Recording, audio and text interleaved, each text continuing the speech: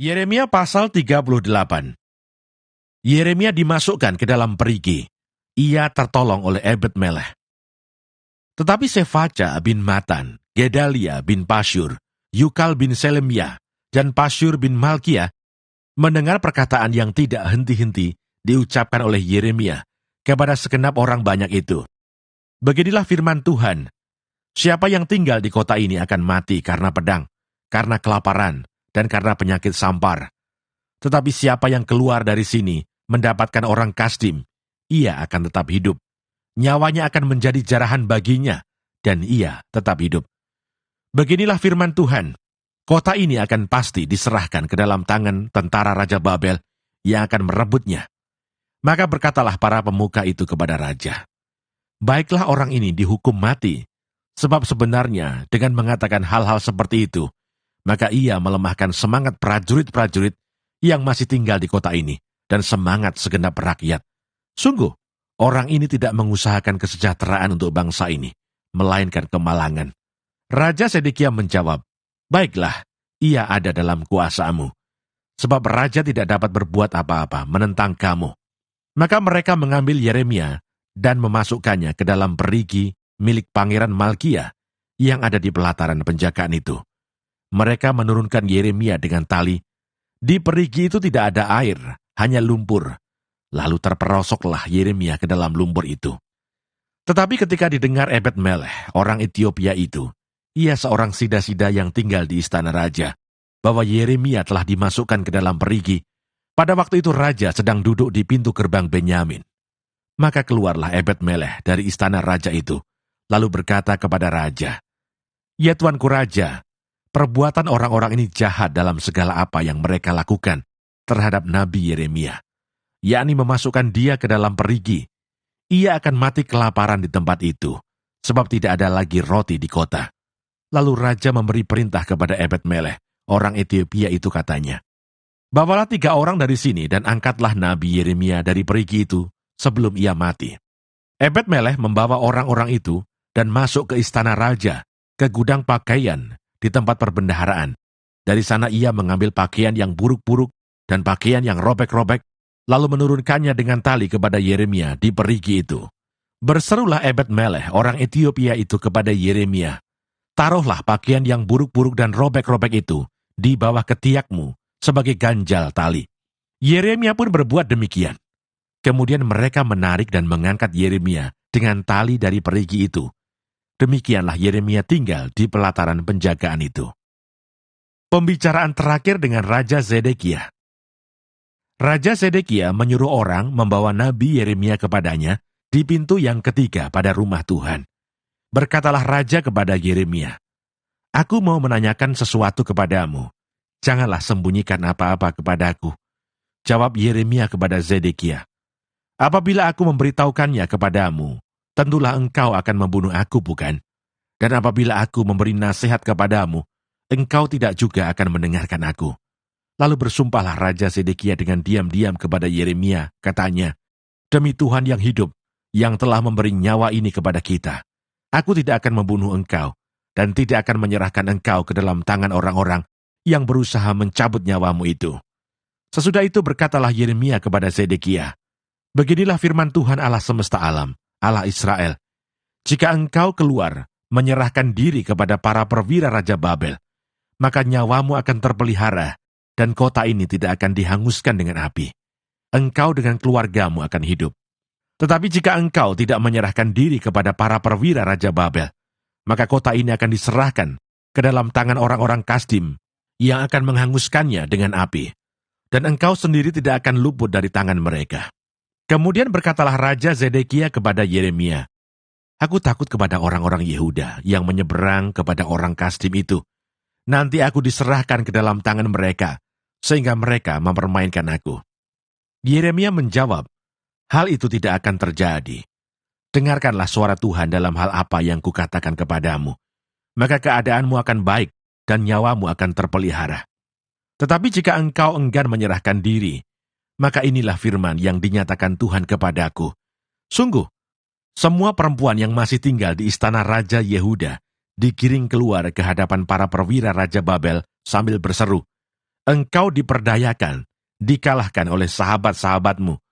Tetapi baru saja kakimu terperosok ke dalam lumpur, mereka sudah berpaling pulang. Semua istrimu dan anak-anakmu akan digiring keluar ke hadapan orang-orang Kasdim itu. Dan engkau sendiri tidak akan terluput dari tangan mereka, tetapi engkau akan tertangkap oleh Raja Babel, dan kota ini akan dihanguskan dengan api. Lalu berkatalah Zedekia kepada Yeremia, janganlah ada orang yang mengetahui tentang pembicaraan ini, supaya engkau jangan mati. Apabila para pemuka mendengar bahwa aku telah berbicara dengan engkau, lalu mereka datang meminta kepadamu, beritahukanlah kepada kami, apa yang telah kau katakan kepada raja, dan apa yang telah dikatakan raja kepadamu, janganlah sembunyikan kepada kami, supaya engkau jangan kami bunuh. Maka haruslah kau katakan kepada mereka, aku menyampaikan permohonanku ke hadapan raja, supaya aku jangan dikembalikannya ke rumah Yonatan untuk mati di sana. Memang semua pemuka itu datang bertanya kepada Yeremia, tetapi ia memberi jawab kepada mereka, tepat seperti segala yang diperintahkan raja. Maka mereka membiarkan dia, sebab sesuatu pun dari pembicaraan itu tidak ada yang diketahui siapapun. Demikianlah Yeremia tinggal di pelataran penjagaan itu, sampai kepada hari Yerusalem direbut. Yeremia pasal 39. Jatuhnya kota Yerusalem. Ketika Yerusalem direbut, dalam tahun yang ke-9 pemerintahan Zedekia, Raja Yehuda, dalam bulan yang ke-10, telah datang Nebukadnezar Raja Babel, beserta segenap tentaranya untuk mengepung Yerusalem. Dalam tahun yang ke-11 pemerintahan Zedekia, dalam bulan yang ke-4, pada tanggal 9 bulan itu, terbelahlah tembok kota itu. Maka datanglah para perwira Raja Babel itu, lalu mengambil tempat di pintu gerbang tengah. Mereka itu ialah Nergal-Sareser, pembesar dari Sinmagir, panglima, dan Nebusyazban, kepala istana, dan para perwira lainnya dari Raja Babel. Melihat mereka semuanya, maka Zedekia Raja Yehuda dengan semua tentara melarikan diri, meninggalkan kota itu pada waktu malam, dengan mengambil jalan Taman Raja, dengan melalui pintu gerbang antara kedua tembok. Kemudian mereka berjalan menuju Araba Yordan. Tetapi tentara Kasdim itu mengejar mereka dan menyusul Zedekia di dataran Yeriko. Mereka menangkap dia dan membawa dia ke Ribla di tanah Hamat kepada Nebukadnezar Raja Babel yang menjatuhkan hukuman atas dia. Raja Babel menyuruh menyembelih anak-anak Zedekia di depan matanya di Ribla. Juga semua pembesar Yehuda disembelih oleh Raja Babel. Kemudian mata Zedekia dibutakannya, lalu ia dibelenggu dengan rantai tembaga untuk dibawa ke Babel. Orang-orang Kasdim membakar istana raja dan perumahan rakyat dengan api. Lalu mereka merobohkan tembok-tembok Yerusalem. Kemudian Nebuzaradan, kepala pasukan pengawal, mengangkut ke dalam pembuangan ke Babel sisa-sisa rakyat yang masih tinggal di kota itu, dan para pembelot yang menyeberang ke pihaknya, dan sisa-sisa para pekerja tangan. Tetapi sebagian dari rakyat, yakni orang-orang miskin yang tidak mempunyai apa-apa, ditinggalkan di tanah Yehuda oleh Nebuzaradan, kepala pasukan pengawal. Pada waktu itu juga diberikannya kebun-kebun anggur dan ladang-ladang kepada mereka. Perintah Nebukadnezar untuk melindungi Yeremia. Mengenai Yeremia, Nebukadnezar Raja Babel telah memberi perintah dengan perantaraan Nebuzaradan, kepala pasukan pengawal bunyinya, bawalah dan perhatikanlah dia, janganlah apa-apakan dia, melainkan haruslah kau lakukan kepadanya sesuai dengan permintaannya kepadamu. Maka Nebuzaradan, kepala pasukan pengawal, beserta Nebusyazban, kepala istana, dan Nergal-Sareser, panglima, dan semua perwira tinggi Raja Babel mengutus orang.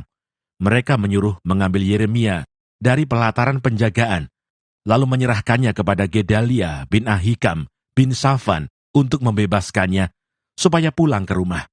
Demikianlah Yeremia tinggal di tengah-tengah rakyat. Janji kepada Ebed-Melech bahwa ia akan dilepaskan.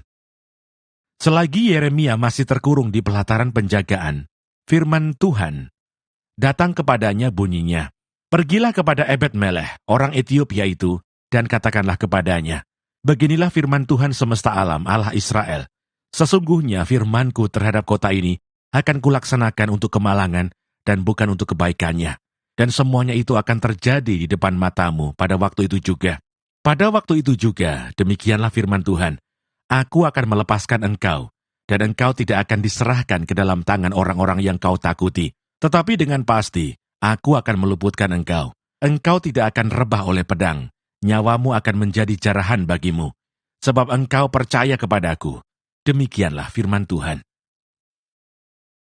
Yeremia pasal 40. Yeremia tinggal pada Gedalia. Firman yang datang daripada Tuhan kepada Yeremia, sesudah ia dilepaskan dari Rama oleh Nebuzaradan, kepala pasukan pengawal, yang telah menyuruh untuk mengambilnya terbelenggu pada tangannya di tengah-tengah semua orang buangan dari Yerusalem dan Yehuda yang hendak diangkut ke dalam pembuangan ke Babel. Kepala pasukan pengawal itu telah mengambil Yeremia dan berkata kepadanya, Tuhan Allahmu telah mengancamkan malapetaka ini atas tempat ini, dan ia telah melaksanakannya. Tuhan telah melakukan apa yang diancamkannya, oleh karena kamu telah berdosa kepada Tuhan dan tidak mendengarkan suaranya. Sehingga terjadilah hal ini kepada kamu. Maka sekarang, lihatlah aku melepaskan engkau hari ini dari belenggu yang ada pada tanganmu itu. Jika engkau suka untuk ikut pergi dengan aku ke Babel, marilah, aku akan memperhatikan engkau.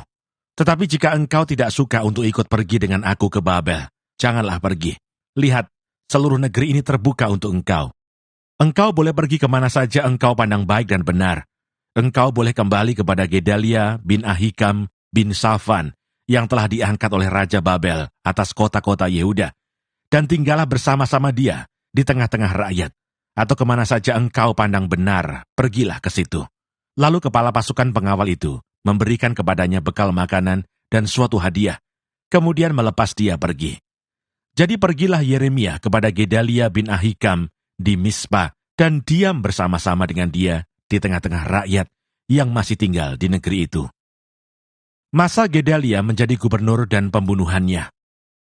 Ketika semua panglima tentara yang masih berada di luar kota dengan orang-orangnya mendengar bahwa Raja Babel telah mengangkat Gedalia bin Ahikam bin Safan atas negeri itu, dan bahwa kepadanya telah diserahkan pengawasan atas laki-laki, perempuan dan anak-anak, yaitu dari orang-orang lemah di negeri itu, yang tidak diangkut ke dalam pembuangan ke Babel.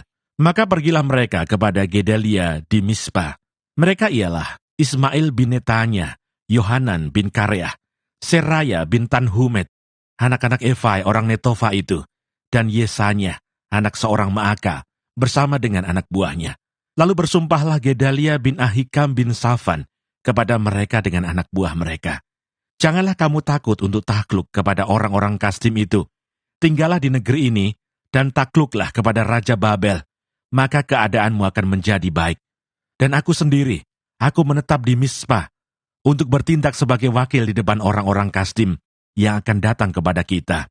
Tetapi kamu ini, kumpulkanlah saja hasil anggur, buah-buahan dan minyak, kemudian simpanlah sebagai persediaan, dan tinggallah di kota-kota, di mana kamu hendak menetap.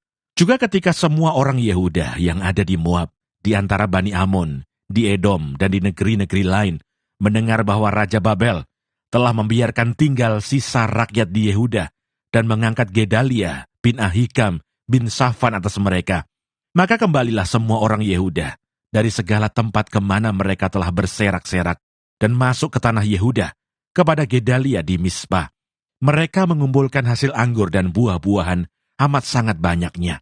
Pada suatu kali, Yohanan bin Kareah dan semua panglima tentara yang masih berada di luar kota datang kepada Gedalia di Mispa, dan mereka berkata kepadanya, Tahukah engkau bahwa Baalis, Raja Bani Amon, telah menyuruh Ismail bin Netanya membunuh engkau?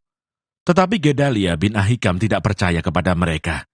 Kemudian Yohanan bin Kareah berkata dengan diam-diam kepada Gedalia di Mispa, Baiklah aku pergi membunuh Ismail bin Netanya itu, dengan tidak diketahui siapapun juga. Mengapa engkau harus dibunuhnya? Sehingga semua orang Yehuda yang telah berkumpul di sekelilingmu berserak-serak lagi, dan sisa Yehuda itu binasa. Tetapi Gedalia bin Ahikam menjawab Yohanan bin Kareah, Janganlah lakukan itu, sebab yang kau katakan tentang Ismail itu adalah bohong.